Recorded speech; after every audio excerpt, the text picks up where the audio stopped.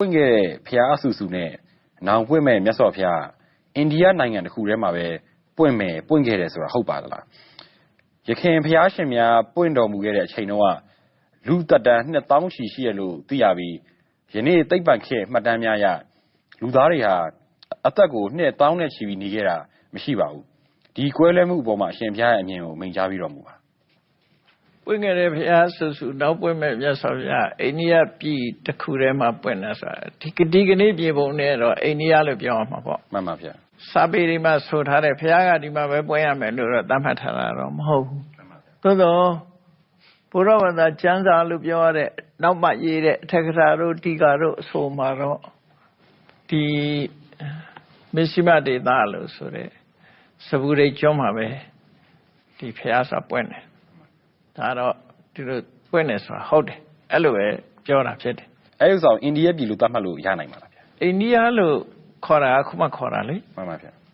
ယခင်တော့အိန္ဒိယလို့မရှိခဲ့ဘူးမှန်ပါဗျာအိန္ဒိယဆိုတာအိန္ဒုမြေဝမ်းကိုအကြောင်းပြုပြီးအိန္ဒိယလို့ခေါ်လာတာဟုတ်မှန်ပါဗျာရှင်းတော့မစ္စည်းမဒေသဆိုတဲ့ခေါ်နေစပူဒီပဆိုတဲ့ခေါ်ပဲရှိတယ်အခေါ်တွေကတော့ပြောင်းတာပေါ့နော်မှန်ပါဗျာဖျားပွင့်တဲ့အချိန်တုန်းကလည်းအခုလက်ရှိအိန္ဒိယနိုင်ငံသားတွေဟုတ်ချမှာဟုတ်မှန်ပါဗျာဒီပုံစံဟုတ်ချမှာဟုတ်မှာမှန်ပါဗျာအမျိုးပြောင်းနေတာပဲဟုတ်စားဗမာတွေတောင်မှပဲဟိုပဲအလောင်းမင်းတရားဥအောင်စရာတို့လက်ထက်ကလူတွေကထော်တော်ကျိုင်းကျိုင်းကြီးတွေရောင်ကြီးတွေနဲ့အခုလိုငပိန်ငချောက်လေးတွေမှမဟုတ်တာမှန်ပါဗျာဟုတ်တယ်မလားမှန်ပါဗမာတွေပဲကြည့်အောင်ပေါ့နော်ပုံစံတွေကပြောင်းသွားပြီလေမှန်ပါဗျာအဲ့တော့အိန္ဒိယဖျားဆူဆူနောက်ပွင့်မဲ့ဖျားတွေကလည်းအိန္ဒိယမှာပွင့်တယ်ဆိုတာဟုတ်တယ်မှန်ပါဗျာအကြောင်းကတော့ဒါကတော့ဘုံဘုံရဲ့ကိုယ်ပိုင်စဉ်းစားချက်ပါမှန်ပါဗျာဆိုတာဟုတ်တယ်အဲ့ဒီမစ္စည်းမဒေသမှာပဲပွင့်မယ်ဆိုတာဟုတ်တယ်ဒီဗုဒ္ဓဂယာမဟာဗောဓိပလင်ပဲဒီနေရာမှာပဲဖြစ်တယ်ဆိုတာတို့စေတုံအကြောင်းကလည်းဒီနေရာမှာပဲလို့ဆိုတာတော့ဟုတ်တယ်မှန်ပါဗျာအဲ့လိုပဲအဆိုရှိတယ်ဒီကဘာမှာမှန်ပါဗျာကဘာကြီးကစပြီးတော့ကုန်းမြေတွေပေါ်လာတာဘယ်နေရာအမြင့်ဆုံးလဲဟိမဝန္တာတောင်ဖြစ်မှာပါဗျာဟိမဝန္တာအမြင့်ဆုံးဒါဟိမဝန္တာဘယ်သူဘယ်မှာရှိတော့ဆိုအိန္ဒိယနားမှာပဲအိန္ဒိယနားမှာရှိဟုတ်တယ်မလားအဲ့တော့ဖျားရေထဲပွင့်တာမှမဟုတ်တာမှန်ပါဗျာကုန်းပေါ်လာတဲ့အခါမှာကုန်းပေါ်မှာလူယဉ်ကျေးမှုတွေစတင်လာတဲ့နေရာဖျားပွင့်တဲ့နေရာဖြစ်မှာပေါ့မှန်ပါဗျာအခုဒီဥရောပလူတွေကခုမှကျင့်ကျေးတာလေမှန်ပါဗျာအရင်တော့အရိုင်းဆိုင်နေလူရိုင်းသာပဲရှိတယ်လေမှန်ပါဗျာဒီအိန္ဒိယနိုင်ငံတို့ဆိုတာနှစ်ပေါင်းများစွာလူယဉ်ကျေးတွေနေလာခဲ့တယ်မှန်ပါဗျာအဲ့တော့အရိုင်းဆိုင်နဲ့ယဉ်ကျေးတဲ့အထဲမှာဆိုရင်ဖျားဖြစ်တာအရိုင်းဆိုင်နဲ့ဖြစ်မလားယဉ်ကျေးတဲ့ဖြစ်မလားယဉ်ကျေးတဲ့ထဲမှာယဉ်ကျေးတဲ့ထဲဖြစ်မှာကဘာမြေမှာစပေါ်တာကိုကဒီနေရာစပေါ်တာအမြင့်ဆုံးကုန်းမြေစပေါ်ပြီးတော့လူသားတွေမျိုးနွယ်တွေရောက်လာပြီးတော့အကျင့်သီလကောင်းတဲ့လူမျိုးတွေဟာဒီမှာပဲမှန်ပါဗျာနေကြတာဖြစ်ဗမာရဲ့ရာဇဝင်ကိုကြည့်မယ်ဆိုရင်ဒီကနေ့ပဲခူးလို့ခေါ်တဲ့နေရာဟာဟန္တာဝရီတို့ရှေးဟောင်းနာမည်မှာမှန်ပါကုန်းမြေတွေကဟင်းသာငှက်တစ်ကောင်ပဲနားတာတဲ့ဆိုလို့ဟင်းသာငှက်နှစ်ကောင်ထပ်ပြီးနားနေတဲ့ဟာလေးမှန်ပါဗျာတုတ်ပေးထားမဟုတ်လားမှန်ပါဗျာအခုလို့ကုန်းပေါ်တာကြာမှမကြသေးတာကုန်းပေါ်မပေါ်ရင်ဘယ်လိုလုပ်ဖျားပွင့်လို့ရမှန်ပါဗျာတခြားနေရာတွေကလည်းအကုန်လုံးမြေအောက်ရောက်နေဘယ်လိုလုပ်ပွင့်လို့ရမှန်ပါဗျာလူယဉ်ကျေးမှုတွေလူနေမှုကလည်းပဲသူတို့စတင်တာမဟုတ်အဲ့တော့အိန္ဒိယနိုင်ငံမှာအိန္ဒုယဉ်ကျေးမှုဆိုတာနှစ်ပေါင်းများစွာကြာခဲ့တယ်မှန်ပါဗျာယဉ်ကျေးမှုစောတယ်အဲ့တော့ယဉ်ကျေးတဲ့ပုဂ္ဂိုလ်တွေရဲ့ဒေသမျိုးမှာပဲသူတော်စင်သူတော်မြတ်ဆိုတာလည်းပေါ်ထွန်းမှာဖြစ်တယ်မှန်ပါအဲ့ဒီရှုထောင့်ကပဲကြည့်ပြီးတော့ပြောလို့ရတယ်ပေါ့နော်မှန်ပါဗျာရခင်ဘုရားရှင်များပွင့်တော်မူတဲ့အချိန်တုန်းကလူသက်တန်း2000ဆိုတာဒါသူအမှတ်မှားနေတယ်ဘုရားတွေကအဆူဆူပွင့်တဲ့အခါမှာနှစ်1000လို့ပြောတာမဟုတ်ဘူးမှန်ပါဗျာနော်ရခင်ဘုရားတွေဆိုတာဘုရားပေါင်းများစွာတချို့ဘုရားက3သိန်းတန်းမှာပွင့်တယ်တချို့ဘုရားက7000တန်းမှာပွင့်တယ်အဲ့လိုအမျိုးမျိုးရှိတယ်မှန်ပါဗျာဒီဗဒ္ဒကဘာတစ်ခုထဲမှာကပထမဆုံးပွင့်တာက4000တန်းမှာပွင့်တယ်မှန်ပါဗျာနော်ဒုတိယပွင့်တဲ့ဘုရားက3000တန်းမှာပွင့်တယ်တတိယပွင့်တဲ့ဘုရား2000တန်းမှာပွင့်တယ်စတုထပွင့်တဲ့ဘုရား100တန်းမှာပွင့်တယ်တမန်ပါဗျာဒါပါရမီပြည့်တာနဲ့တိုက်ဆိုင်မှုတွေနဲ့အဲ့လိုသွားတာမှန်ပါဗျာအဲ့တော့သူပြောတဲ့လူသက်တန်း2000လို့သိရပြီဆိုတာသူသိတာမှားနေတယ်မှန်ပါဗျာယနေ့သိပ္ပံခေတ်မှတ်တမ်းများအရလူသားတွေအသက်2000နဲ့ချီပြီးနေခဲ့တာမရှိပါဘူးဆိုသူဘာထောက်ထားနဲ့ပြောမှာ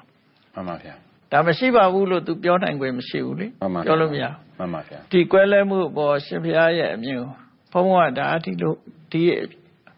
အမြင်ဟာမမှန်ကန်မှုလို့ပဲပြောရမှာပဲမှန်ပါဗျာမှန်ပါအဲ့ဒါဆိုလို့ရှိရင်နောက်ထပ်မေးခွန်းကလူဘဝမှာအပြစ်ပြုမိခဲ့တဲ့အခါမှာတရားဥပဒေအရပြစ်ဒဏ်စီရင်ခြင်းခံပြီးရင်ရောနောင်တန်တရားဘဝဆက်ဆက်မှာဆက်ပြီးတော့ပါလာနိုင်သေးလားရှင်ဗျာဥပမာအဖြစ်တပြည့်တော့လူတက်တယ်ထောင်ကြတယ်အဲ့တော့ तू ပြစ်ဒဏ်ခံပြီးတယ်ဒါပေမဲ့ तू အဲ့လူကနောင်ဘဝတွေမှာရောအဲ့ပြစ်မှုဆိုးရိုးဆက်ပြီးတော့ခံအောင်မှာလားဒီဘဝတရားဥပဒေအရပြစ်စီရင်ခံရတာကဒိဋ္ဌဓမ္မဝေဒနိယပဲရှိသေးတယ်မှန်ပါဗျာစတင်တဲ့အပိုင်းကိုခံရတာပဲဖြစ်တယ်မှန်ပါဗျာနော်မှန်ပါအဲ့တော့ဒီလောက်လေးနဲ့ခြေသွားမှာတော့မဟုတ်ဘူးအချိန်ရတဲ့အပိုင်းရှိသေးတယ်မှန်ပါဗျာဥပပိစ္ဆဝေဒနိယရောက်ကြနောင်ဘဝမှာခံရအောင်မယ်မှန်ပါဗျာဒါကတရားလူဥပဒေကတရားစီရင်တာမဟုတ်ဘူးမှန်ပါဗျာဒီသဘာဝကသူလုပ်တဲ့အကုသိုလ်ကံကစီမံတဲ့နိယမသဘောတရားပဲဒါမှန်ပါဗျာသူရင်ထဲမှာဖြစ်တဲ့အရာဆိုသူညင်လို့မှမရတာမှန်ပါဗျာနော်မှန်ပါဗျာပြည့်စုံစေခံရတာဥပဒေရခံရတာဥပဒေဆိုတာလဲတစ်ခုနဲ့တစ်ခုမတူဘူးလေမှန်ပါဗျာဥပမာပဲတချို့နိုင်ငံမှာလူသတ်မှုကျူးလွန်ပြီးမဲ့သေတမ်းမချဘူးတချို့နိုင်ငံမှာသေစားသေစေဥပဒေရှိတယ်မှန်ပါဗျာမတူကြအောင်အမေရိကန်နိုင်ငံတော်မှာ state တစ်ခုနဲ့တစ်ခုမတူမတူပါဘူးဗျာဥပဒေချင်းမတူမှန်ပါဗျာမတူတဲ့အခါကျတော့အပြစ်ချင်းလည်းမတူဘူးလို့ပြောမှာဖြစ်တယ်ပေါ့မှန်ပါဗျာဒါကလူတွေရဲ့ဥပဒေရတတ်မှတ်တာကဒိဋ္ဌဓမ္မဝေဒနိယပဲဖြစ်တယ်မှန်ပါဗျာသူ့မှာခံရမယ့်ဟာကအပရာပရိဟိုရင်ပေါ့ဥပပိစ္ဆဝေဒနိယဆိုဒုတိယဘဝခံရမယ့်ဟာရှိတယ်အပရာပရိယဝေဒနိယလို့ခေါ်တဲ့တတိယဘဝစပြီးတန်တရားအဆက်ဆက်မှာခံရမယ့်ဟာရှိတယ်မှန်ပါဗျာအဲ့ဒါပြောကောင်းပြောလိမ့်မယ်ကိုကတတ်လိုက်တာလူတယောက်တည်းပဲတစ်ခါပဲတတ်တာပါကိုခံရတာကြတော့ဘဝပေါင်းများစွာဆိုမများဘူးလားလို့မေးကောင်းမေးလိမ့်မယ်မှန်ပါဗျာနော်မများဘူးဆိုတာဘာကြောင့်မများဘူးဆိုတော့သူလှုပ်တဲ့အချိန်မှာသူ့ရင်ထဲကပေါက်ဖွာလာတဲ့မျိုးစေ့တွေကအများကြီးအဲ့ဒါပိုနားလည်အောင်ပြောရမယ်ဆိုရင်ကိုစိုက်လိုက်တာတရားစီလေးတစ်စီးပဲစိုက်တာပါမှန်ပါဗျာတစ်စီးပဲစိုက်လို့ရှိရင်တစ်နှစ်တရားပင်ကနေတရားသီးမယ်ဆိုဘယ်လောက်သီးရှားနဲ့ထောင်နဲ့ရှိတော့သီးနိုင်ရှားနဲ့ထောင်နဲ့ချီးတယ်ဆိုအဲ့ဒါလည်းမေးကြည့်ပေါ့မများဘူးလားလို့ကိုစိုက်တာတစ်စီးတယ်အဲ့ဒါသူကတသီးပဲသူပိုင်ရမှာပေါ့ကျန်တဲ့ဟာတွေဘာလို့ရလဲမှန်ပါဗျာမှန်ပါဗျာအဲ့တော့ကုသိုလ်အကုသိုလ်ဆိုတဲ့သဘောကအဲ့တိုင်းပဲသူကမှန်ပါဗျာမျိုးစေ့နဲ့ဥပမာတူတယ်မှန်ပါဗျာရှင်ထဲမှာဖြစ်ပွားတဲ့ဟာတွေကများသည့်အတွက်ကြောင့်သူကခံရတာလည်းများတယ်မှန်ပါဗျာရှားရင်လည်းများတယ်ဒါမှန်ပါဗျာမှန်ပါနော်မှန်ပါဗျာနောက်မိဘတစ်ခုကတော့ကိုညီငယ်ကမိရတာဖြစ်ပါတယ်လူတစ်ယောက်ရဲ့အကုသိုလ်ကုသိုလ်ကံရဲ့အကျိုးပေးတွေကိုသိရှိလိုပါတယ်တချို့ကံတွေကယခုဘဝမှာအကျိုးပေးတယ်ပြောပြီးအချို့ကံတွေကကြတော့အရင်ဘဝပြုလုပ်ခဲ့တဲ့ကုသိုလ်အကုသိုလ်များကြောင့်အကျိုးပေးတယ်လို့ပြောပါတယ်အဲ့တော့ဘလို့ကံတွေဟာဘလို့အချိန်တွေမှာအကျိုးပေးတတ်တယ်ဆိုတာအနည်းဆက်ဆုံးခွဲခြားသိမြင်နိုင်အောင်ရှင်ဖျားရှင်းပြပြီးတော့မူပါဟုတ်ပြီအကျိုးပေးပုံလေးကိုပြောမယ်တချို့ကံတွေကယခုဘဝမှာပဲအကျိုးပေးတယ်လို့ဆိုတာကိုဒိဋ္ဌဓမ္မိကဝေဒနိယကံလို့ခေါ်တယ်မှန်ပါဗျာလူတွေရဲ့စတင်ဖြစ်မှုရဲ့သူကအရှိန်ရလာမှုရဲ့နောက်ဆုံးအရှိန်ကျသွားမှဖြစ်တာရဲ့မှန်ပါဗျာအတက်အကျဆိုရှိတယ်မှန်ပါဗျာဘုံဘုံဥပမာတစ်ခုပြောလိုက်မယ်ဆိုရင်ခဲလေးတစ်ခုကိုမြောက်လိုက်ရင်မြောက်နေတဲ့အချိန်ရှိတယ်မှန်ပါဗျာပြီးတော့အမြင့်ဆုံးအဆင့်ရောက်သွားတဲ့အချိန်ရှိတယ်ပြီးရင်ပြန်ကျလာတဲ့အချိန်3ပိုင်းရှိတယ်မှန်ပါဗျာချိန်3ပိုင်းရှိတယ်ကိုလုံးတဲ့ကုသိုလ်ကံတွေဟာလည်းပဲစတင်တဲ့ဟာရဲ့အရှိန်ရနေတဲ့ဟာရဲ့ပြန်ကြတာရဲ့3ခုရှိနေမှန်ပါဗျာဟုတ်တယ်မဟုတ်လားမှန်ပါဗျာစတင်တဲ့ကံကသူကခုမှစားတာဆိုတော့အင်အားမရှိဘူးသိပြီအင်အားမရှိတော့ तू အကျိုးပေးရင်ဒီဘဝပဲအကျိုးပေးဘဝကြီးတစ်ခုတိဆောက်နိုင်လောက်အောင် तू မှမလုံလောက်ဘူးစွမ်းအားမှန်ပါဗျာအဲ့ဒါမျိုးကိုဒိဋ္ဌဓမ္မဝေဒနိယဆိုတာဒီဘဝပဲအကျိုးပေးတယ်လို့ပြောတာ तू ကအပိုင်း3ပိုင်းခွဲလိုက်တာဒါနားလည်အောင်ပြောတာဟိုစာလို့ပြောရင်ရှုပ်နေမစွန်းမှန်ပါဗျာနော်စတင်တဲ့အချိန်ဟာအချိန်ဟိုနဲနေသေးတယ်နဲနေသည့်အတွက်ကြောင့် तू ကလည်းအကျိုးထုတ်ရမယ်ဆိုရင်ဒီဘဝမှာပဲထုတ်မယ်နောက်ဘဝဘဝကြီးတစ်ခုတည်ဆောက်နိုင်တဲ့အစွမ်းရည်တတ္တိသူ့မှာမရှိဘူးမှန်ပါဗျာအဲ့ဒါကြောင့်မို့လို့ဒီဒိဋ္ဌဓမ္မဝေဒနိယကံဆိုတာဒီဘဝမှာပဲကြိုးပေးတယ်မှန်ပါဗျာတချို့ကံတွေဟာအရင်ဘဝကပြုလုပ်ခဲ့တဲ့အကုသိုလ်ကုသိုလ်ရဲ့အကျိုးများကြောင်းလို့ပြောတာဟာဒါသူရောထွေးသွားပြီမှန်ပါစကားပြောတာရောထွေးနေတယ်မှန်ပါဗျာအဲ့တော့ဘုံဘုံရှင်းပြမယ်မှန်ပါဗျာနော်အခုဘဝလှုပ်တဲ့ကံသီးပင်နဲ့3မျိုးကွဲသွားတယ်မှန်ပါဗျာခုနလိုအရှိန်မရသေးခင်အစတင်ချိန်နောက်ပြီးတော့အရှိန်ရလာတဲ့အချိန်ပြီးတော့အရှိန်ကုန်သွားတဲ့အချိန် မှန်ပါဗျာ 3မျိုးရှိတယ်အဲ့3မျိုးရှိတဲ့အချိန်မှာအချိန်စတင်တဲ့အချိန်ကအင်အားတလောက်ကြီးမကြီးသည့်အတွက်ကြောင့်သူကဒီဘွားပဲအကျိုးပေးတယ်ဒါကိုဒိဋ္ဌဓမ္မဝေရဏိယကံလို့ခေါ်တယ် မှန်ပါဗျာ အချိန်အမြင့်ဆုံးရသွားတဲ့ကံကတော့အနည်းဆုံးအကျိုးပေးမှာဖြစ်တယ်နောက်ဘဝမှာအကျိုးပေး မှန်ပါဗျာ ဒုတိယဘဝဒီဘဝသေတာနဲ့နောက်ဘဝမှာအကျိုးပေးအဲ့ဒါကိုဥပပိစ္ဆဝေရဏိယကံလို့ခေါ်တယ်ပါဠိတွေနဲ့ပြောရင်စကားနားရှုပ်မစိုးလို့ မှန်ပါဗျာ နောက်ဘဝမှာအကျိုးပေးမယ်အဲ့ဒါကအချိန်ရပြီးသားကနောက်ပြန်အကြမှာဆိုတော့အခါကျတော့သူကအချိန်ယူအောင်မဲ့သူကြတော့အစားတုန်းကလို့လည်းမဟုတ်ဘူးသူ့မှာတော့အချိန်ဝါတွေရှိသွားပြီရှိသွားပြီမဲ့မကြွားဖြစ်ဖို့သူအချိန်ယူရမှာဖြစ်သည့်အတွက်ကြောင့်သူကြတော့တတိယဘဝလောက်ကစားပြီးတော့အကြောင်းအကျိုးညီညွတ်တဲ့အခါမှာသူကအကျိုးပေးမယ်အဲ့ဒါကိုအပရပရိယာယဝေရဏိယကံလို့ခေါ်တယ် မှန်ပါဗျာ အဲ့တော့အတိတ်ဘဝကပြုလုပ်တဲ့ကုသိုလ်ကံအကုသိုလ်ကံကြောင့်ဆိုတာအခုဘဝအကျိုးကိုပြောနေတာအဲ့ဒါ မှန်ပါဗျာ နော်အဲ့တော့ကံအကျိုးပေးတာဟာဒီဘဝလုပ်တဲ့ကံတွေပဲနဲ့3မျိုး꿰တယ် မှန်ပါဗျာ အဲ့3မျိုး꿰တဲ့ထဲမှာနောက်ဆုံးမှာဒီဘဝအကျိုးပေးရမှာကိုမပေးဘဲနဲ့မပေးနိုင်တဲ့အချိန်လွန်သွားတဲ့ကံလည်းရှိတယ်အဲ့ဒါကိုမနေ့ကပြောရတဲ့အဟောတိကံ မှန်ပါဗျာ expire ဖြစ်သွားတယ် မှန်ပါဗျာ ဒုတိယဘဝအကျိုးပေးရမှာလည်းပဲအကြောင်းအကျိုးမညီညွတ်လို့သူကအချိန်လွန်သွားရင်သူလည်း expire ဟောတိကံဖြစ်တယ် မှန်ပါဗျာ တတိယဘဝကစားပြီးအကျိုးပေးမယ်ဆိုတဲ့ကံကနိဗ္ဗာန်ရသွားမှသူကဟောတိကံဖြစ်မယ် မှန်ပါဗျာ တန်တရားဝကလွတ်သွားရင်တော့သူလည်းဟောတိကံဖြစ်တယ်မလွတ်သေးသမျှတော့သူကရှိနေမယ် မှန်ပါဗျာ remain ဖြစ်နေမယ်နော် မှန်ပါဗျာမှန်ပါ အဲ့ဒါကအကျိုးပေးတဲ့အချိန်နဲ့ပတ်သက်ပြီးတော့မှတ်ရမှာဖြစ်တယ် မှန်ပါဗျာ နော်မှတ်ရမှာဖြစ်တယ် မှန်ပါဗျာ နောက်တခြားနည်းနဲ့ခွဲတာတွေရှိသေးတယ် မှန်ပါဗျာ အပြစ်ကြီးတဲ့သို့မဟုတ်ကုသိုလ်ကံထဲမှာတကယ်ကိုထိရောက်ဆုံးကံဆိုတာရှိသေးတယ်အဲ့ဒါကိုဂရုကကံလို့ခေါ်တယ်အစွမ်းအထက်ဆုံးကံလို့ပြောကြပါစို့ဂရုကကံအစွမ်းထက်တဲ့ကံအကုသိုလ်ကံဆိုရင်အမေတ္တာအဖေတ္တာယဟနာတ္တာအဲ့ဒါမျိုးတွေကအစွမ်းထက်ဆုံးကံတွေပေါ့ မှန်ပါဗျာ ကုသိုလ်ကံတွေဆိုရင်ဇံရတဲ့ကံတွေဇံတရားအထုတ်တယ်သမထအထုတ်တယ်ဆိုကံတွေအဲ့ဒါတွေကဂရုကကံလို့ခေါ်တယ်သူရှိရင်သူကပဲအကျိုးပေးမယ်နောက်တစ်ခါသူ့ရဲ့နေကြတာကြတော့အာတဏကံလို့ခေါ်တယ်ဒီကနေ့လေးမှာကပ်ပြီးလုပ်တဲ့ကံ မှန်ပါဗျာ နောက်အာစိဏကံလို့ဆိုတာကြတော့စင်စမပြတ်လုံးနေတဲ့ကိုရိုးရနေစဉ်လုံးနေတဲ့ကံမျိုးတွေအာစိဏကံကတ္တကံဆိုတာအဲ့ဒါတွေရဲ့အဆင့်ကိုမမီတဲ့ပဲနဲ့အမှတ်တမဲ့လုံးလိုက်တဲ့ကံတွေအလုံးကိုကတ္တကံလို့ခေါ်တယ် မှန်ပါဗျာ အမှတ်တမဲ့ဆိုတာသွားရင်လာရင်စားရင်တောင်းရင်လှုပ်သွားတာတွေပေါ့နော် မှန်ပါဗျာ အလေးနဲ့ထားလှုပ်တာတွေမဟုတ်အဲ့ဒါလိုလဲကံတရားတွေကိုခွဲခြားသေးတယ်အဲ့တော့ကံနဲ့ပတ်သက်ပြီးသိချင်လို့ရှိရင်ဒီအဘိဓမ္မာသင်လိုက်ပါလို့အကြံပေးချင်တယ် မှန်ပါဗျာ တည်တည်ချာချာလေးလာပါဘုရားဘာသာဟာတည်တည်ချာချာလေးလာတဲ့ဘာသာဖြစ်ပါတယ်လေးလာပြီးတော့မှမေခွန်းမေးရင်ပိုကောင်းတယ် မှန်ပါဗျာ မလေးလာပဲနဲ့မေးရင်ကြာဦးနာဝတွေမေးတော့မေခွန်းနေလည်းမှားတယ်ပေါ့နော် မှန်ပါဗျာမှန်ပါဗျာ ကိုမေးခြင်းနဲ့ point လည်းမရောက်နိုင်ဘူးပေါ့အဲ့ဒါမျိုးနော် မှန်ပါဗျာမှန်ပါ အဲ့တော့ဗမာပြည်မှာအနည်းဆုံးအဘိဓမ္မာ60လောက်ဟိုတည်းပေါ့လေ30လောက်သင်လိုက်ပေါ့6ပိုင်းလောက်သင်ထားရင်ကို20လောက်သင်ရင်ကိုပဲဒါတွေကမေးစရာအကြောင်းမရှိတော့ မှန်ပါဗျာမှန်ပါဗျာ နော် တင်ပါဗျာလူတော်တော်များဟာကောင်းမှုကုသိုလ်ပြုပြီးတိုင်းကိုလိုချင်တဲ့အစုတွေကိုတောင်းတာဟာတင့်လျော်မှုရှိပါသလားဘာကြောင့်လဲဆိုတော့တချို့လူတွေကပန်းလေးတစ်ပွင့်ရေလေးတစ်ခွက်လောက်သာလှူပြီးတော့ကြီးမားတဲ့စုကြီးများကိုတောင်းဆိုလေးရှိပါတယ်အလှအနှဲငယ်လုပ်ပြီးတော့ကြီးမားတဲ့စုကြီးများကိုတောင်းဆိုတာဟာတင့်လျော်မှုရှိမရှိသိလိုပါတယ်နောက်တစ်ခုကကြတော့စုမတောင်းမဲ့ကောင်းမှုကုသိုလ်လုပ်လို့ရှင်ရောကိုလိုဟာဆန္ဒပြေဝနိုင်မှာလားရှင်ဗျာ ဟုတ်ပြီဆူတောင်းတာအဲ့တော့သူ့ရဲ့ဆန္ဒပေါ့နော် မှန်ပါဗျာ သူ့ရဲ့ဆန္ဒမို့အပြစ်ပြောစရာအကြောင်းမရှိပါဘူး မှန်ပါဗျာ သူဘယ်လောက်လှူပြီးရင်ဆူတောင်းတာတော့ဒါသူ့ရဲ့ဆန္ဒကိုဖော်ထုတ်တာပဲလေ မှန်ပါဗျာ သူဖြစ်ချင်တာဖော်ထုတ်တာ မှန်ပါဗျာ အဲ့ဒါတော့ပြစ်မရှိပါဘူး မှန်ပါဗျာ ပြစ်မရှိပါဘူးတင်းလျော်မှုရှိမရှိဆိုတာလေရမရနဲ့ပဲဆိုင်တယ် မှန်ပါဗျာ လူဆိုတာကိုယ်ဆန္ဒကိုဖြည့်ကြတာပဲလေ မှန်ပါဗျာ နည်းနည်းလေးလှူပြီးတော့လဲဆူကြီးတောင်းခြင်းတောင်းမှာပေါ့ဒါကတော့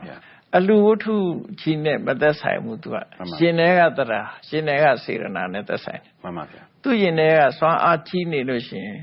မရဘူးလို့ပြောလို့မရဘူးရနိုင် မှန်ပါဗျာ နော် မှန်ပါဗျာ ရနိုင်တယ်ဆိုတော့ဒီတင်းလျော်မှုမရှိဘူးလို့ပြောလို့မရဘူးသူဆန္ဒပြည့်မပြည့်တာပြောခြင်းပြောရမှာဖြစ်တယ် မှန်ပါ သူ့ရဲ့လိုချင်မှုကတော့ရှိမှာပဲ ငွေတကြလေးနဲ့ထီပေါက်ချင်တာလို့ပေါ့ငွေနဲ့ကြလေးနဲ့ရှင်းတော့ပြောတာအခုဘယ်လောက်ရလို့မသိဘူးဖုံဖုံမှန်ပါဗျာရှင်းတော့ဆိုတကြဖိုးထိုးလိုက်လို့ရှိရင်တသိန်းစုပေါက်တယ်လေမှန်ပါဗျာဘယ်သူပဲဖြစ်သိန်းစုကြီးတို့ကျွန်တော်ထိုးကြတာကြီးပဲလေမှန်ပါဗျာကိုပေးတဲ့ငွေလေးကနည်းနည်းလေးနဲ့ဟိုပြန်ရမှာကိုတော့အများကြီးမျှော်ကြတာပဲမှန်ပါဗျာအဲ့ဒါသိလျော်မှုမရှိဘူးဆိုရင်ထီထိုးတာလည်းသိလျော်မှုမရှိဘူးမင်းကနှစ်ကြဖိုးဆိုရင်နှစ်ကြပဲမင်း၄ကြဖိုးလောက်ပဲမျှော်ပေါ့ဘာလို့တန်းစုကြီးကိုမျှော်မလဲမှန်ပါဗျာဟုတ်တယ်မလားမှန်ပါဗျာအဲ့ဒါကြည့်မယ်ဆိုရင်ဒါမသိလျော်ဘူးလို့ပြောလို့မရဘူးလေလူဆန္ဒမှန်ပါဗျာဆုမတောင်းပဲကောင်းမှုကုသိုလ်ပြုရင်ရောကိုလိုရာဆန္ဒပြည့်ဝပါသလားဆိုကောင်းမှုကုသိုလ်လို့ဆိုလိုက်ကြတဲ့ကသူကဒီကတူညီတဲ့အကျိုးပေးတတ်တဲ့သဘာဝမှန်ပါဗျာလူတယောက်ကိုဟိုကောင်းကျိုးရအောင်ကူညီပေးလိုက်တယ်ဆိုရင်အဲ့ဒီလိုအကူအညီမျိုးကိုရတတ်တယ်မှန်ပါဗျာကိုလှုပ်တာသူများပေါ်မှာတက်ရောက်သွားလို့ရှိရင်အဲ့ဒီတက်ရောက်မှုကကိုယ်စီပြန်ပေါ်လာတယ်မှန်ပါဗျာ reaction လို့ခေါ်တယ်ဒါမှန်ပါဗျာဆူတောင်း reaction ဆိုတာလာတယ်မှန်ပါဗျာဥပမာကိုကလူတယောက်ကိုထမင်းဝကြွေးလိုက်ရင်ကိုကြွေးမဲ့လူလားကိုစားစရာတွေပေါ်မယ်လူတယောက်ကိုအဝတ်စားပေးလိုက်ကိုကြတော့လေကိုလိုချင်တဲ့အဝတ်ကလေးတွေရတယ်ဒါ reaction ရဲ့သဘောတရားပဲမှန်ပါဗျာဘူမရင်းဆိုတဲ့လက်နဲ့ကြားဘူးလားကြားဘူးပါဗျာဟိုတွေကဩစတြေးလျမှာတောင်းတဲ့ဟာလေမှန်ပါဗျာကိုကပြစ်လိုက်လို့ရှိရင်ကိုယ်စီပြန်ရောက်လာမှန်ပါဗျာအဲ့လိုပဲကံကြမ္မာကကောင်းတာပဲဖြစ်ဖြစ်မကောင်းတာပဲဖြစ်ဖြစ်ကိုလုံးလိုက်လို့တစ်ဖက်သားပေါ်မှာတက်ရောက်မှုဖြစ်သွားရင်အဲ့ဒီတက်ရောက်မှုမျိုးကိုယ်စီပြန်ရောက်တယ်မှန်ပါဗျာဒါကကမ္မနိယမသဘောတရားလို့ခေါ်တယ်မှန်ပါဗျာအဲ့တော့ဆူတောင်းတဲ့အခါကျတော့သူကကိုလိုချင်တာရတယ်ပေါ့ဆူမတောင်းဘူးဆိုရင်တော့သူ့ရဲ့ reaction ရတုံ့ပြန်မှုတွေကတော့ရှိမှာပဲမှန်ပါဗျာဒီမိကုန်းနဲ့ပတ်သက်ပြီးတော့ဆက်မေးလို့တာဒီဖျားရှင်ခေတ္တဘာတို့မှာသူကပြစ္ဆေကဗုဒ္ဓကိုပန်းလှူတယ်ရေးလှူတယ်စသဖြင့်ပေါ့နော်ဒီလိုပုံကိုကြီးကိုအလှူလေးအနှဲငယ်လုပ်လိုက်တာနဲ့ဟိုနောင်ဘဝမှာကြီးမားတဲ့အကျိုးကျေးဇူးခံရတာလဲတွေ့ယူပါတယ်ဗျာအဲ့တော့ဘာကြောင့်ဒီလိုပုံကိုကြီးကြတော့အလှူလေးအနှဲငယ်လုပ်တာနဲ့ဒီချက်ချင်းလက်ငင်းဆိုလို့ကြီးမားတဲ့ကောင်းကျိုးချမ်းသာကိုခံစားရပါလဲဒါပထမတစ်ချက်ပါနောက်တစ်ချက်ကကြတော့ကောင်းမှုကုသိုလ်လုပ်ပြီးတော့ဆူတောင်းတဲ့အခါမှာတစ်ဖက်သားကိုပျက်စီးစေလိုတဲ့ဆန္ဒမျိုးနဲ့ဆူတောင်းလို့ရှိရင်ရောဒီဆူတောင်းကပြည့်နိုင်ပါလားရှင်ဗျာနှစ်ခုစလုံးဟာဖြစ်တာတွေတော့ရှိတယ်ပေါ့နော်မှန်ပါဗျာကောင်းတဲ့ဆူတောင်းနဲ့မကောင်းတဲ့ဆူတောင်းဆိုတာရှိတယ်မှန်ပါဗျာကောင်းတဲ့ဆူတောင်းကလည်းခုနရှင်တွေကတရာစေရနာစွမ်းအားနဲ့ပဲဆုံးဖြတ်ရမယ်တရာစွမ်းအားကလည်းကြီးမားတယ်ပြီးတော့ကိုလှူတဲ့ပုဂ္ဂိုလ်ကမြင့်မြတ်ဖြူစင်ပြီးတော့တကယ်ကိုမြင့်မြတ်တဲ့ပုဂ္ဂိုလ်ဖြစ်မယ်ဆိုရင်တော့သူကအလှူဝတ္ထုနည်းတာများတာအဓိကမဟုတ်ဘူးရှင်တွေကတရာကအကျိုးပေးတာဖြစ်တယ်မှန်ပါဗျာရှင်တွေကစိတ်နေစိတ်ထားမြင့်မြတ်ပဲဆိုလို့ရှိရင်တော့မြင့်မြတ်တဲ့ပုဂ္ဂိုလ်လှူလိုက်လို့ရှိရင်ဆူတောင်းပြတာလည်းရှိပါတယ်မှန်ပါဗျာနော်ပန်းတပွင့်လှူပြီးတော့လည်းပဲဒီလိုဆူတောင်းပြတာလည်းရှိပါတယ်မှန်ပါဗျာမရှိဘူးတော့မဟုတ်နော်မှန်ပါဗျာဖြစ်နိုင်တယ်ပေါ့ဖြစ်နိုင်တယ်ဆိုတော့ဒီပန်းကအကျိုးပေးတာမဟုတ်သူရင်ထဲကသရာအကျိုးပေးတာမှန်ပါဗျာဟိုကအာယုံလောက်ပဲသို့တော့မျိုးစေ့တစ်ခုစိုက်တဲ့အခါမှာမြေကောင်းမှစိုက်တာနဲ့မြေညံ့မှာကြက်တီးကုန်းလို့မြေညံ့ပေါ်မှာစိုက်တာနဲ့မတူဘူးမျိုးစေ့ပေါက်တဲ့အခါမှာတင်ပါဗျာ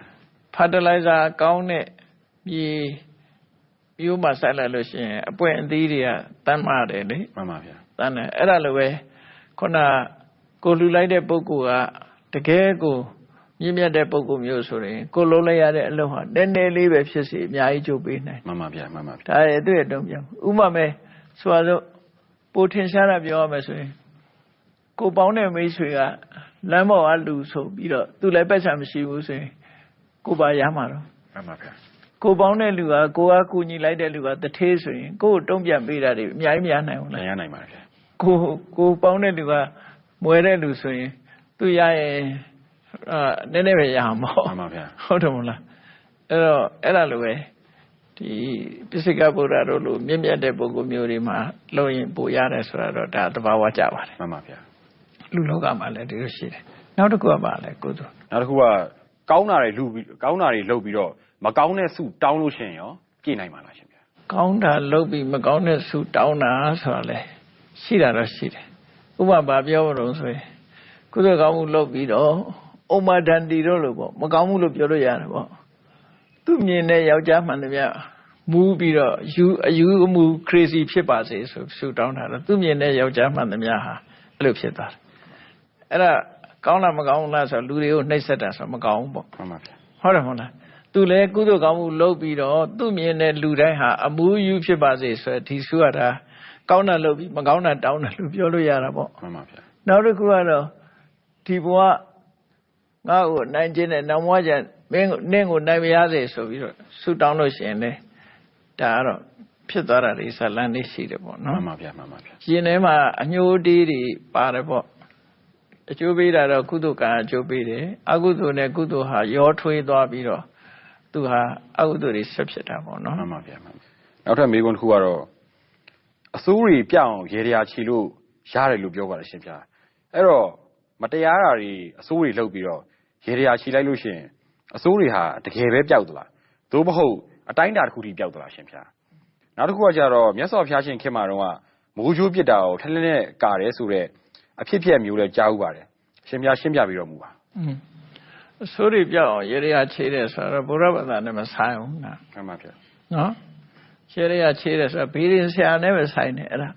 မှန်ပါဗျာဒါလူတွေရဲ့ယုံကြည်ချက်မှာရေရချေးတယ်ဆိုတာ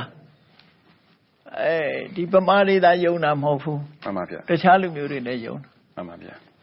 နော်ရေရချေးတယ်ဆိုတဲ့အင်္ဂလိပ်စကားကိုသိကြလားမသိပါဘူးဗျာkeeping bad luck away to keep bad luck away bad luck ဆိုတာကံဆိုးတွေကိုတခြားကိုပို့ပြလိုက်တာတင်ပါဗျာရေးရရှိတယ် to keep bad luck away တင်ပါဗျာနော် keep bad luck away ဆိုတာတခြားပဲပြလိုက်တာမှန်ပါဗျာဒါရေးရရှိတာမှန်ပါဗျာအဆိုးတွေပြောင်းရေးရရှိတယ်လို့ဆိုပြီးတော့ခြေကြတာပဲဒါပြီးရင်သမားတွေနဲ့သက်ဆိုင်တယ်ပေါ့နော်မှန်ပါဗျာအဆိုးလုပ်တဲ့အချိန်ကအဆိုးကကိုယ့်ရင်ထဲမှာဖြစ်ပြီးသားမှန်ပါဗျာမြတ်စွာဘုရားရဲ့အဆုံးအမအရာအဆိုးပြောက်အောင်မလုပ်ရလဲကိုကဥမမယ်သူတော်ကောင်းတဦးကိုပြစ်မှားမိခဲ့တယ်သူ့ကိုစော်ကားပြီးတော့ပြောခဲ့တယ်ဆိုလို့ရှိရင်သူ့ကိုပြန်တောင်းပန်တယ်နောက်ထပ်မလုပ်ပါဘူးလို့ဝန်ခံကြည့်ပေးတယ်အဲ့ဒါလို့လှုပ်ခြင်းဟာဒီအဆိုးပြောက်တာတော့မဟုတ်ဘူးသူနှစ်ခုရှိတယ်လှုပ်တုံးကဖြစ်တဲ့အကုသိုလ်ကိုအာရမ္ပစာလို့ခေါ်တယ်လှုပ်လို့ဖြစ်တာမှန်ပါဗျာအဲ့ဒီလုံးမိတဲ့အမှားကိုသိလာတဲ့အခါမှာစိတ်ညစ်နေတာကြတော့ဝိပရိတာရသလို့ခေါ်တယ်ဝိပရိတာရသလို့ခေါ်တယ်ပြန်တောင်းပန်တယ်ဆိုတာအဲ့ဝိပရိတာရသကိုဖျောက်တာမှန်ပါဗျာလူပြီးသားကပျောက်သွားတာလို့ပြောတာမဟုတ်ဘူးမှန်ပါဗျာသူကဆက်ပြီးတော့အကုသိုလ်မဖြစ်အောင်ရပ်တန့်ခိုင်းတာပဲဖြစ်တယ်မှန်ပါဗျာမှန်ပါဆိုတော့ကိစ္စရောဂါဖြစ်နေတဲ့လူကိုကိစ္စကိုဆေးနဲ့ထိန်းလိုက်တာပေါ့မှန်ပါဗျာကင်ဆာဆဲတွေမပွားအောင်ဆေးနဲ့ထိန်းပြီးတော့ isolate လုပ်တယ်လို့ပဲမှန်ပါဗျာယောဂါကိုမပြတ်ပွားအောင် quarantine လုပ်တယ်လို့ပေါ့မှန်ပါဗျာအဲ့လိုပဲလုပ်လို့ရလုပ်တာပေါ့နော်မှန်ပါဗျာဒီအစိုးရလုပ်ပြီးသားတွေလုံးဝဘာမှအကျိုးမဖြစ်တော့မဲ့နဲ့ပျောက်သွားတယ်ဆိုတာတော့မရှိဘူးမှန်ပါဗျာမရှိနိုင်ဘူးနော်မတရားလုပ်ပြီးရရချိန်လိုက်ရင်အစိုးရပျောက်သလားဆိုတော့မပျောက်ဘူးဒါကတော့ပျောက်နိုင်တာမျိုးမဟုတ်ဘူးဒါဆိုရင်အနည်းငယ်ယွန်နေသက်တာမျိုးရောဖြစ်နိုင်ပြီလားရှင်စိတ်ထဲမှာတော့ကျေနပ်တယ်လို့တော့ရှိကောင်းရှိမှာပေါ့မှန်ပါဗျာဟုတ်တယ်မဟုတ်လားမှန်ပါဗျာအဆိုးကတော့အဆိုးလာမှာပဲလေမှန်ပါဗျာကိုလုပ်တဲ့အတိုင်းတာပေါ့ဒါတာမန်ဆိုလို့ရှိရင်တော့တာမန်ကိစ္စပေါ့မှန်ပါပျောက်သွားတယ်လို့ပြောတာမဟုတ်ဘူးတရားဗျာမှန်ပါဗျာမြတ်စွာဘုရားရှင်ခေတ်ကမိုးကြိုးပြစ်တာကိုထလက်နဲ့ကားတယ်ဆိုတာဘုရားခေတ်ကပြောတာမှမဟုတ်တာအဲ့ဒါဗမာစကားပဲမိုးကြိုးပြစ်တာကိုထလက်နဲ့ကားဆိုတာဆိုလိုတာကမိုးကြိုးလိုအချိန်ကြီးတာကိုထလက်လို့အားပြောတဲ့ဟာနဲ့ကားလို့မရဘူးလို့ပြောတာပဲရှိတာအဲ့ဒါဆိုရင်ဒါကမြတ်စွာဘုရားရှင်ခေတ်ကမဆိုင်ဘူးဒါဘုရားနဲ့မဆိုင်ဘူးဘုရားရှင်ခေတ်ကဖြစ်တာလည်းမဟုတ်ဘူးခဏခေတ်လူတွေပြောနေတယ်ဟာမှန်ပါဗျာမိုးကြိုးပြစ်ရထလက်ကားဆိုတာအကာအကွယ်မဖြစ်နိုင်ဘူးလို့ပြောတဲ့စကားဒါမှန်ပါဗျာမှန်ပါဗျာမိုးကြိုးလိုအချိန်ဝါကြီးတဲ့အရာကိုထလက်နဲ့ကာလို့ပဲရမှန်ပါဗျာမရဘူးလို့ပြောလို့တာပေါ့နော်မှန်ပါဗျာမှန်ပါအဲ့ဒါကိုမြတ်စွာဘုရားရှင်ခေတ်ကမိုးကြိုးပြစ်တာကိုထလက်နဲ့ကာတယ်ဆိုတဲ့အဖြစ်ပြက်ကြားဥပါတယ်မရှိပါဘူးအဲ့ဒါမျိုးကခုနလိုရေရခြေတာနဲ့ပျောက်သွားတယ်ဆိုတာမျိုးကတော့မြတ်စွာဘုရားလည်းမဟောပါဘူးတရားမှန်ပါဗျာခုနလိုတောင်းပန်လိုက်လို့ရှိရင်သူဟာစိတ်ချမ်းသာမှုရသွားပြီးတော့ကောင်းတာတွေကိုဆက်လုပ်သွားတဲ့အနေထားပဲရှိတယ်မှန်ပါဗျာအဆိုးကတော့သူလှုပ်ထားတယ်ဥပမာပဲပြောမယ်ဆိုရင်ဒူးကွဲသွားလို့အမာရွတ်ထင်သွားရင်အမာရွတ်ကအမာရွတ်ပဲလေမှန်ပါဗျာဟုတ်တယ်မလားပဂတိတော့မဖြစ်ဘူးမှန်ပါဗျာအပြစ်တစ်ခုလုပ်ပြီးရင်အဲ့ဒီအပြစ်ကတော့အမဲဆက်ကတော့ရှိနေမှာပေါ့မှန်ပါဗျာမှန်ပါသို့တော့နောက်ထပ်ဆက်မလုပ်တာအဓိကမှန်ပါဗျာမှန်ပါဗျာနောက်ထပ်မေးခွန်းကတော့ပရိတ်တော်ရဲ့အဓိပ္ပာယ်ကိုရှင်းပြပြီးတော့မူပါရှင်ဗျာပရိတ်ကြီး17သုတ်နဲ့မြည်သည့်ပရိတ်ကတော့မြတ်စွာဘုရားကိုယ်တိုင်မိန့်ဆိုခဲ့ပြီးတော့မြည်သည့်ပရိတ်များကတော့အခြားသူများစီမံထားတဲ့ ပိတ်တော်များဖြစ်ပါလဲရှင်ဗျာပရိဒတ်ဆိုတာ protection ပဲမှန်ပါဗျာအကားဝယ်ဒါပြင်မြတ်စွာဘုရားပရိဒတ်ကိုဟောတဲ့အခါဘာကိုအခြေခံဟောတာတော့ဆိုရင်အခြေခံနှစ်ခုကတော့မေတ္တာနဲ့သစ္စာမှန်ပါဗျာမေတ္တာပို့ခြင်းသစ္စာထားခြင်းသစ္စာပြုခြင်းအပြင်ကိုယ့်ရဲ့အန္တရာယ်ကိုကာကွယ်တာမှန်ပါဗျာနောက်တစ်ခုကတော့ဘုရားကုံတရားကုံကိုအာရုံပြုတာမှန်ပါဗျာပရိကြီး17တုပ်ဆိုတာဗမာပြည်မှာသတ်မှတ်ထားတဲ့ဟာတစ်ခုကိုပြောတယ်မှန်ပါဗျာတီဟိုတို့ဘာလို့မှ17တုပ်မကတာလည်းရှိတယ်မှန်ပါဗျာဒီထဲမှာပါတာတွေလည်းရှိတယ်ဒါဗမာပြည်က tradition အနေနဲ့ကိုယ့်နိုင်ငံကိုသတ်မှတ်ထားတဲ့ပရိပဲဖြစ်တယ်မှန်ပါဗျာအဲ့ဒီပရိတွေတဲကဘင်္ဂလားတုပ်ဆိုတာတော့ပရိမဟုတ်ဘူးနော်ရှရဏတုပ်ကပရိမှန်ပါဗျာမြတ်စွာဘုရားကိုယ်တိုင်ဟောခဲ့တယ်မှန်ပါဗျာမေတ္တာတုပ်ကလည်းအယန္တာအတွက်မြတ်စွာဘုရားကိုယ်တိုင်ဟောခဲ့တယ်မှန်တော့မေတ္တာတုပ်ဆိုတာ introduction ပဲအလုံးကိုမိတ်ဆွေဖြစ်အောင်မေတ္တာပို့တာပဲမှန်ပါဗျာမိတ်ဆွေဖြစ်သွားရင်သူဟာအန္တရာယ်ရောနေသွားတာပဲနော်မှန်ပါဗျာခွေးတောင်မှကိုယ်ကရိုက်မယ်လို့ရင်ခွေးကပြန်ကိုက်မှာမှန်ပါဗျာခွေးကိုထညက်ကျွေးတယ်သူကြိုက်တာတွေကျွေးမိတ်ဆွေဖြစ်သွားမှန်ပါဗျာအဲ့ဒါပဲမှန်ပါဗျာနော်ဒေါသနဲ့လာတဲ့လူကိုကိုယ်ဒေါသမဖြစ်အောင်သူ့ကိုအချိုပေးတာပေါ့နော်မှန်ပါဗျာမှန်ပါအဲ့ဒါမေတ္တာတုတ်ကလည်းဘုရားဟောတယ်ခန္ဓာတုတ်ဆိုတာလည်းပဲမွေအစိတ်တောက်တော်တွေနဲ့မကိုက်အောင်အနည်းမရှိအောင်ဟောတာဘုရားဟောတာပါနောက်ဝတ္တတုတ်ဆိုတာဘုရားအလောင်းလေးသစ္စာဆိုခဲ့တဲ့သစ္စာကြောင့်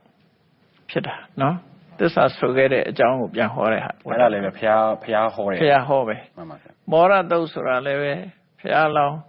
ဒီဥတော်ဘဝတုန်းကအယန္တလောက်ခဲ့တာတွေကိုဒါလည်းဘုရားပြန်ဟောထားတယ်ဟာမှန်ပါဗျာတဆက်ကတုတ်ဆိုတာလည်းတရားမင်းကြီးရဲ့စစ်ထွက်တဲ့အခမ်းအနားကိုနမူနာယူပြီးတော့ဗုဒ္ဓနုတ္တိဓမ္မနုတ္တိသံဃာနုတ္တိဆိုတဲ့ဘုရားကုံတရားကုံသံဃာကုံနေနဲ့